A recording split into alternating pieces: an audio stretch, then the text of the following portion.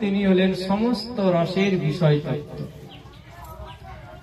আর এই বিষয় রসকে যিনি আস্বাদন করিয়েছেন তিনি হলেন আশ্রয় তত্ত্ব। তাই ব্রজেন্দ্র নন্দন শ্রীকৃষ্ণ হলেন আশ্রয় তত্ত্ব, বিষয় তত্ত্ব, আর শ্রীমতী রাধারানী হলেন আশ্রয় তত্ত্ব। তাই বিষয় তত্ত্বের রস আস্বাদন করেছেন। এই বিষয় রস আস্বাদন করতে গিয়ে রসের লোলুপতা জেগেছে। যাদের কাছ থেকে তিনি রস আস্বাদন করছেন সেই ব্রজগোপী সহ শ্রীমতী রাধারানীদের হৃদয়ের প্রেম কেমন, এই প্রেমের স্বাদ কেমন, এই প্রেমের ভাব কেমন, এই তিন বস্তু আস্বাদনের জন্য তার লোলুপতা। কিন্তু এই লোভ থাকলে তো হবে না, লোভকে তো কৃতার্থ করতে হবে। তাই লোভকে কৃতার্থ করার একমাত্র অবস্থা হলো যে এই রস প্রেম ভাব যার মধ্যে আছে সেই আশ্রয় জাতীয় বস্তুর যদি আশ্রয় নেওয়া যায়। তাই চিন্তা করলেন তোমার আশ্রয় বিনে এই প্রেম কবু আস্বাদন নয়, তোমার আশ্রয় ছাড়া প্রেম আস্বাদন হবে না। তাই তোমা ভাব কান্তি ধরি, তোমা প্রেম গুরু করি, নদিয়ায় হব অবতীর্ণ। রাধারানীর ভাব কান্তিকে নিয়ে, তার প্রেমকে নিয়ে নদিয়ায় অবতীর্ণ হয়েছেন সচিনন্দন দুলাল গৌরহরি, এই ব্রজেন্দ্র নন্দন। তাই ব্রজেন্দ্র নন্দন কৃষ্ণের আস্বাদন বিষয় বস্তু হল রাধা, রাধারানীর ভাব, রাধারানীর প্রেম, আর এই প্রেমের স্বাদ। তাই রাধারানী আশ্রয় বস্তু, আর আশ্রয় বস্তুর আস্বাদন করার জন্যই এই আশ্রয় জাতীয় কান্তি ভাব প্রেমকে নিয়ে অবতীর্ণ হয়েছে কে না ব্রজেন্দ্র নন্দন কৃষ্ণ। সেই কৃষ্ণই সম্পূর্ণ রাধারানীর কান্তি এবং ভাব প্রেম নিয়েছেন। তাই তার ভাবকে শ্রীমতী রাধারানী।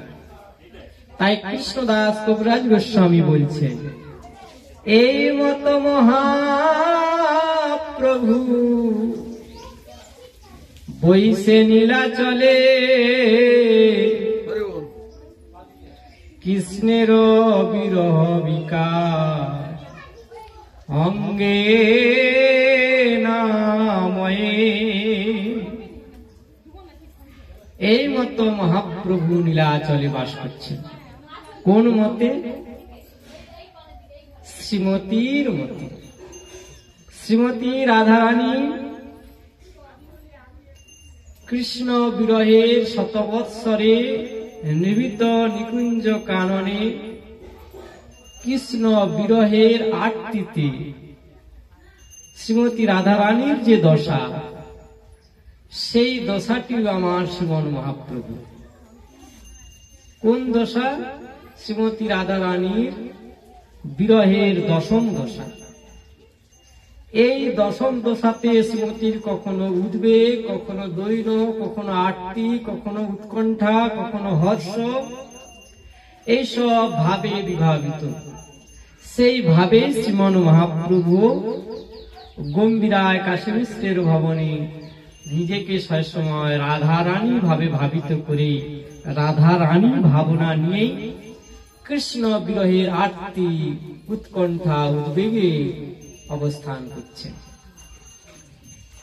কাহা যায়, কাহা গেলে কৃষ্ণ পায়, কাহা পাবো ব্রজেন্দ্র নন্দন। আমি কোথায় যাব, কোথায় গেলে আমি ব্রজেন্দ্র নন্দনকে প্রাপ্ত হব। এইভাবে শ্রীমতী রাধারানীর ভাব নিয়ে মহাপ্রভু গম্ভীরায় অবস্থান করছেন। এই আস্বাদন করাতে গিয়ে কৃষ্ণদাস কবিরাজ গোস্বামী প্রথমে মঙ্গলাচরণ করছেন। বিষ্ণুনাং পবর মন্ত্রী কৃষ্ণস্য দ্বৈত সখা শিষ্য বৃহস্পতি সাক্ষাৎ উদ্ধব বুদ্ধি সত্তম।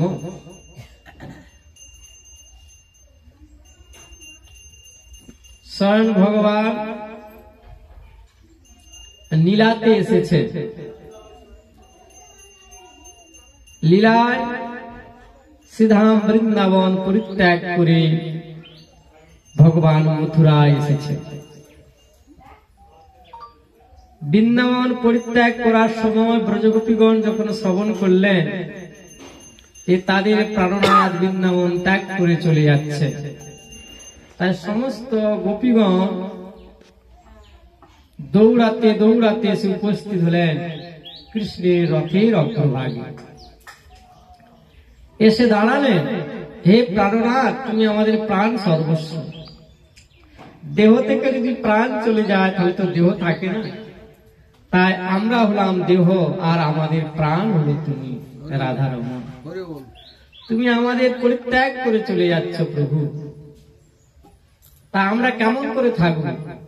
তা প্রভু তুমি যদি যেতে চাও তাহলে আমাদেরকে সঙ্গে করে নিয়ে যাও, দেহটাও সঙ্গে করে নিয়ে যাও। কৃষ্ণ বলছেন, দেহটাকে সঙ্গে করে তো নিয়ে যাওয়া যায় না। আমি মথুরায় যাচ্ছি কার্য সমাধানের জন্য, কার্য শেষ হলেই আমি আবার ফিরে আসবো। তোমরা ধৈর্য ধরো। কি করে ধৈর্য ধরো? তুমি আমাদের প্রাণ, হৃদয়, মন, বুদ্ধি সব কিছু, তোমাকে ছেড়ে আমরা থাকতে পারবো না। তখন শ্রীকৃষ্ণ চিন্তা করলেন, এইভাবে ব্রজগোপীর দিকে রেখে আমি যেতে পারবো না। তিনি রথ থেকে নামলেন। গোপীগণ বলছেন, হে প্রাণনাথ, তুমি আমার দিকে সঙ্গে করে যদি নিয়ে যেতে চাও তাহলে আমরা কি করব? তাহলে আমাদের আর এই দেহ তো থাকবে না, তাই এই দেহ তুমি আগে যাওয়ার আগে এই দেহ তুমি নিপাতিত করে নিয়ে যাও। এই দেখো আমরা সবাই রথের অগ্রভাগে শয়ন করলাম, তুমি আমাদের এই দেহের উপর রথ চালিয়ে তুমি নিয়ে যাও। আর আমরাও সৌভাগ্য, তোমার এই রথচক্রে আমাদের দেহ যাবে, আর তোমাকে যাওয়ার সময় তোমার দর্শন করতে করতে আমাদের প্রাণ বিয়োগ হবে। তাই তোমার দর্শন আমাদের মৃত্যু, আর তোমারও যাওয়ার যাত্রা পথে তোমারও মঙ্গল শ্রবণ করেছি।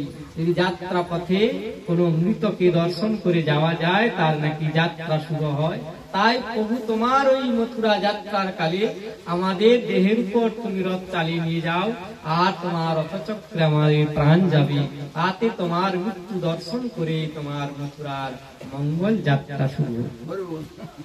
এইভাবে যখন গোপীগণ কৃষ্ণ মথুরার গমনের বাধা হলেন, তখন রথ থেকে নেমে তিনি ব্রজগোপীর দিকে সান্ত্বনা দিচ্ছেন। হে ব্রজগোপীগণ, হে রাধে, আমি আজ যাচ্ছি, কার্য সমাধান করে আমি আবার কাল ফিরে আসব। আমি কথা দিলাম, এই দেখো আমি যমুনার জল স্পর্শ করে তোমাদেরকে স্পর্শ করে প্রতিজ্ঞা করলাম, আমি আজ যাচ্ছি, কাল ফিরে আসব। গোপীর দিকে সান্ত্বনা দিয়ে শ্রীকৃষ্ণ মথুরায় চলে এলেন। মথুরায় কংসবধ হলো, রাজধানী রাজ্য স্থাপন হলো, রাজাকে স্থাপন করলেন। তারপর তিনি উপযুক্ত বয়সে পিতামাতা চিন্তা করলেন এই ক্ষত্র আচার্যদের উপনয়ন দেওয়া হোক। তাদের ক্ষত্র আচার্য উপনয়ন দেওয়া, সংস্কার দেওয়া হলো। উপনয়নের পর গুরুগৃহে চলে গেলেন। গুরুগৃহে একটানা 12 বৎসর অবস্থান করতে হবে। এই 12টা বৎসর আর আমি বৃন্দাবনের কোন সংবাদ পাব না। যতদিন মথুরায় ছিলাম ততদিন পর্যন্ত আমি বৃন্দাবনের সংবাদ পেতাম। বৃন্দাবনে নন্দ মহারাজ কৃষ্ণের জন্য দধি, দুগ্ধ, মাখন আদি পাঠাতেন, তাদের দ্বারা সংবাদ পেত, আর কৃষ্ণের সংবাদ তাদের দ্বারাও পিতামাতা, সখাগণ এবং গোপীগণ পেতেন।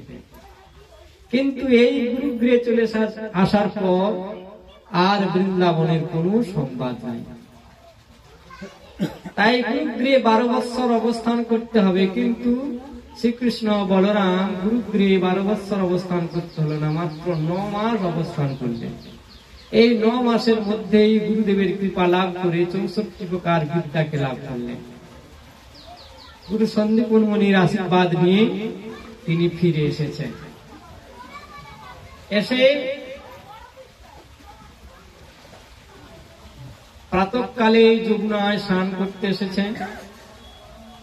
যমুনায় স্নান করতেই পূর্ব দিকে দৃষ্টি পড়ল ওপার। এপার মথুরা আর ওই পার শ্রীধাম বৃন্দাবন।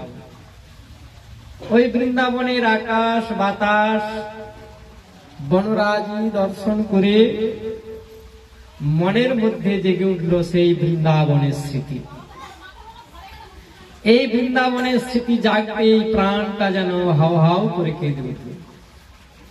হায় হতস্মি, এই সে বৃন্দাবন, যে বৃন্দাবনের আমি একমাত্র যাদের প্রাণ, সেই শ্রীদাম সুদাম আদি সখাগণ এবং বৃন্দাবনের পিতামাতা নন্দ মহারাজ, যশোমতী এবং ব্রজগোপী সহ শ্রীমতী রাধারানী, যাদের দিকে আমি পরিত্যাগ করে মথুরায় চলে এসেছি। সেদিন এসেছিলাম, সেই দিন